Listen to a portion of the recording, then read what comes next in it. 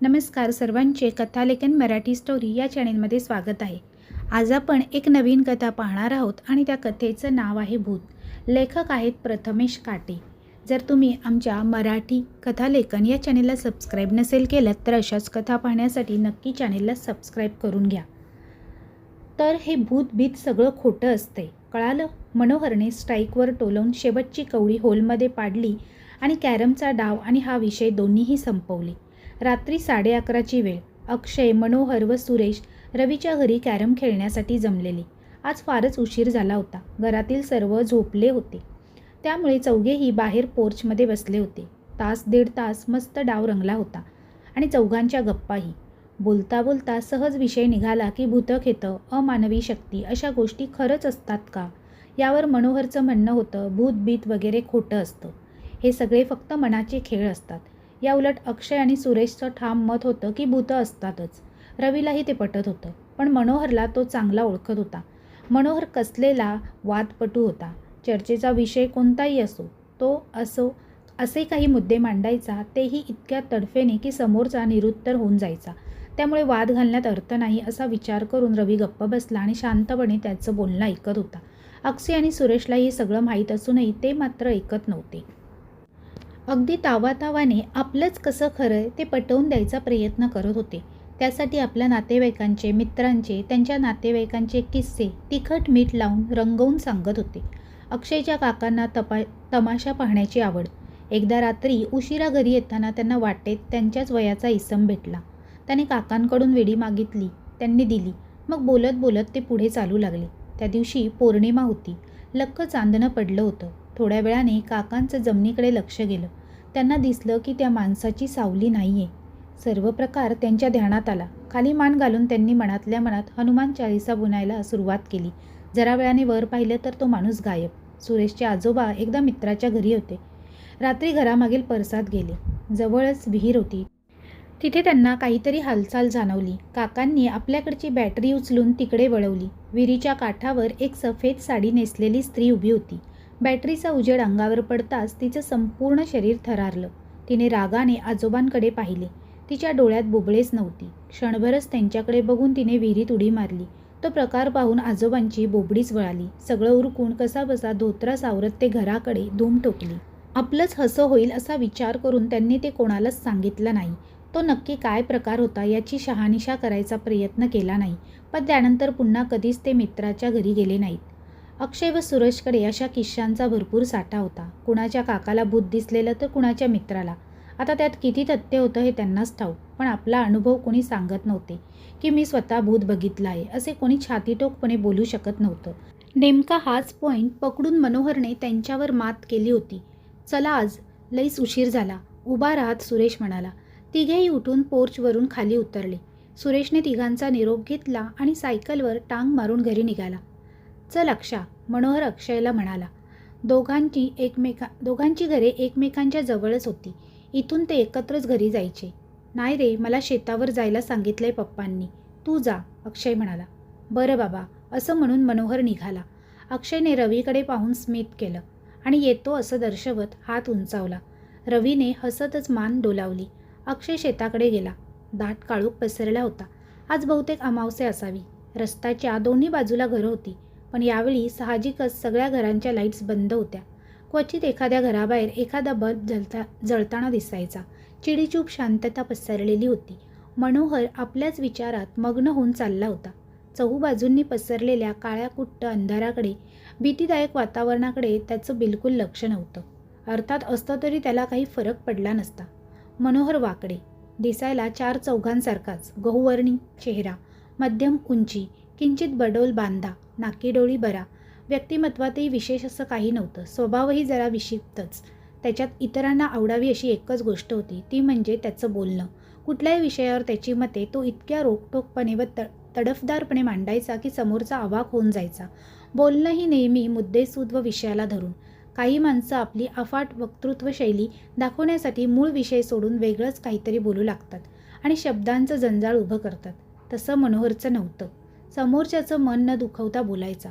बोलण्याची स्टाईलही इतकी आकर्षक की त्याचा समोरचाही आपली हार मान्य करून त्याचं ऐकण्यात हरवून जायचा. मनोहरला त्याच्या कॉलेजमधील एक मुलगी आवडत होती. तिला कशी पटवायची याच विचारात तो होता. तसं त्याला एखादी मुलगी आवडली यात काही नवल नव्हतं.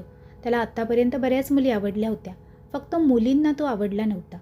चुकून कधी एखादीने त्याच्या आकर्षक बोलण्याला बोलून त्याचं प्रपोजल ॲक्सेप्ट केलंच तरी थोड्या दिवसात त्याचा विक्षिप्त स्वभाव आणि तो फक्त बोलायच्या कामाचा आहे, जे बोलतो ते स्वतः त्यालाही सिद्ध करता येत नाही हे तिला लक्षात यायचं आणि मग एक सणसणीत कानाखाली देऊन त्याला सोडून द्यायची. इतक्या थप्पड खाऊन त्याचे गाल व मन दोन्ही निगरगट्ट झालं होतं. हळूहळू आजूबाजूची घरे विरळ होत जाऊन संपली. आता एका बाजूने दाट झाडी आणि दुसरीकडून उंचच उंच वाढलेला दाट ऊस होता. अचानक ऊसामध्ये जोरात सळसळ झाली. त्या आवाजाने मनोहर दचकला. त्याने त्या दिशेने पाहिलं. कदाचित एखादा पाखरू असेल असा विचार करून तो पुढे चालू लागला, तर त्याच्या प्रत्येक पावलागणिक ऊसात होणारी सळसळही त्याच्याबरोबर पुढे सरकू लागली. मनोहर क्षणभर जागीच थबकला. पुन्हा चालू लागला. परत तेच. आता मात्र तो जरा घाबरला. आईला, या दामुनानाच्या ऊसात परत वाघ घुसला काय, तो मनाशीच म्हणाला. मग ऊसापासून थोडा दूर झाडीच्या कडेला सरकून चालू लागला. थोडा वेळ मगासारखी शांतता झाली. आता मनोहर थोडा सावधपणे चालत होता. इतक्यात त्याच्या पुढ्यात काहीतरी वजनदार वस्तू पडली. मनोहरने आपल्या हातातील बॅटरीची झोट त्यावर पाडली. 4-5 फूट अंतरावर एक भला मोठा दगड पडला होता. मनोहर थोडक्यात बचावला होता. हा दगड काही सेकंदानंतर पडला असता तर, विचारानेच त्याच्या मनात धडकी भरली. पण हे नक्की काय चाललंय, त्याला प्रश्न पडला. तो मस्तीखोर, बोलबच्चन वगैरे होता, पण त्याची कुणाशी दुश्मनी नव्हती. कुणी मजा घेतंय म्हणावं तर तेवढ्यासाठी यावेळी कोण जागं असेल. पण मग हे सगळं आहे काय? इतक्यात त्याला आठवलं. 5 वर्षांपूर्वी या ऊसात वाघ शिरला होता. त्याने ऊस मालक दामुनानाच्या बायकोला, चंद्राबाईला मारलं होतं. तेव्हापासून तिचा आत्मा या ऊसापाशी रात्रीच्या वेळी भटकत असतो असे गावातील लोकांचं म्हणणं होतं. आणि आता त्याच रस्त्यावर मनोहर उभा होता. मन घट्ट करून मनोहर रस्त्याच्या मधोमध चालत होता. त्या रस्त्यावर रात्री भटकणाऱ्या चंद्रिकाबाईंच्या भूताबद्दल शेजाऱ्यापाजाऱ्यांकडून, कॉलेजमधील गावातल्याच मुलांकडून, इतर काही ओळखीच्या गावकऱ्यांकडून ऐकलेले किस्से त्याला आठवत होते. मनात चलबिचल सुरू होती. पण भूत असतं हे मानायला सहजासहजी मन तयारही होत नव्हतं. काहीही असो, मगाशी त्याचं डोकं फुटण्यापासून थोडक्यात बचावलं होतं. त्याचा परिणाम साहजिकच मनावर झाला होता आणि घाबरलेलं मन कुठलीही गोष्ट चटकन मान्य करायला तयार होतं. तसं घडू नये यासाठी तो मनोमन देवाकडे प्रार्थना करत होता. मनोहर अचानक त्याला मागून बारकी स्वरात कुसकुसत्या आवाजातील काही ऐकू आली. पाठोपाठ पैंजणांची हलकीशी किणकिण. त्याची पटापट पडणारी पावलं पुन्हा थबकली. त्याने थोडा वेळ कानोसा द्यायचा प्रयत्न केला, पण काही हालचाल जाणवली नाही. तो पुन्हा चालू लागला. मनोहर. परत तोच आवाज अधिक स्पष्टपणे आला. मनोहरने झटकन मागे वळून पाहिलं तर मागे दूरपर्यंत कुणीच नव्हतं. पण त्याला आवाज ऐकल्याची पूर्ण खात्री झाली होती. आता मात्र त्याच्या मनाविरुद्ध त्याचा धीर सुटत चालला होता. हाताची मूठ घट्ट आवळून तो पुढे निघाला. तसा मागचा पैंजणांचा आवाज वाढला, जसं की कुणी बाई त्याच्या मागे मागे येत असावी. त्याच्या हृदयाची धडधड वाढू लागली. त्याने अजून वेगानं चालायला सुरुवात केली. धावता धावता मनोहरला धाप लागली. इच्छा नसूनही तो क्षणभर थांबला. दीर्घ निश्वास सोडून पुढे जाण्यासाठी पाऊल उचललं. इतक्यात मनोहर. अगदी कानापाशीच तो आवाज मनोहरला जाणवला. भीतीची एक लहर त्याच्या संपूर्ण शरीरावर उमटली. त्याला काही सुचणार त्याआधीच एक थंडगार भक्कम हात त्याच्या खांद्यावर पडला.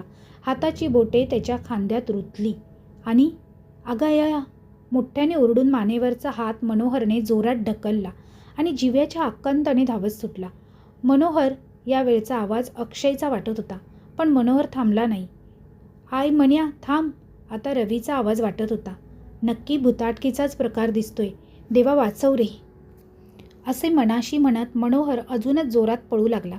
आता तो ऊस आणि झुडूप असलेला भाग संपून परत घरं दिसू लागली होती. पळता पळता मनोहर तोल जाऊन खाली पडला. कसाबसा उभा राहत शर्टवरची माती झटकून तो पळायला लागणार तोच कुणीतरी मागून त्याला पकडून त्याचं तोंड घट्ट दाबलं.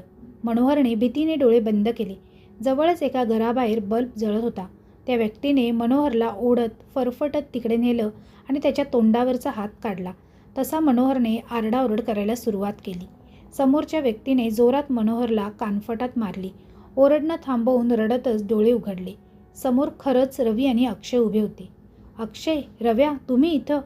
म्हणजे तुम्ही दोघांनीच मला घाबरवलं? हां, आम्हाला माहीत होतं की तुला कितीही काहीही सांगितलं तरी तू नेहमीसारखं स्वतःचंच खरं करणार. म्हटलं बघावं तू खरंच आपल्या म्हणण्यावर ठाम राहतो की फक्त फुकटच्या बाता मारत असतो. त्याचं बोलणं ऐकून मनोहर मनातून खजील झाला. म्हणून मग तुझी परीक्षा घेण्यासाठी रवीने हा प्लॅन बनवला आणि मला आज तुझ्या सुरेशच्या येण्याआधी त्याच्या घरी यायला सांगितलं. मग तुम्ही येईपर्यंत सगळा प्लॅन समजावून सांगितला. काय? म्हणजे हा सगळा या रवीचा प्लॅन होता? मनोहरसाठी हा एक दुसरा धक्का होता. पण मग सुरेशबरोबर तू पण माझ्याशी वाद का घातला? कारण भूतं असतात की नाही याबद्दल रवीचं मत तुला माहीत नव्हतं. पण माझं भूत असतात यावर विश्वास आहे ते तुला माहीत आहे. त्यामुळे मी शांत बसलो असतो तर तुला संशय आला असता, अक्षयने स्पष्ट केलं.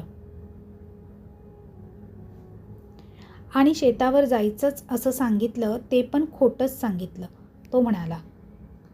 हां, तू थोडा लांब जाईपर्यंत हा आमच्या घरामागच लपून राहिला. मग दोघांनी तुझा पाठलाग करायला सुरुवात केली. आधी घरं होती तोपर्यंत लपून राहत अवघड होतं. मग पुढं मी झुडपात घुसलो आणि अक्षय दामूनानाच्या उसात शिरला, रवी म्हणाला. मानलं बुवा, हात जोडून मनोहर त्यांना म्हणाला. पण तुला घाबरवण्यापायी या रव्याने मला पैंजण घालायला लावली. एक पाय पुढे करून रवीकडे रागाने बघत अक्षय म्हणाला.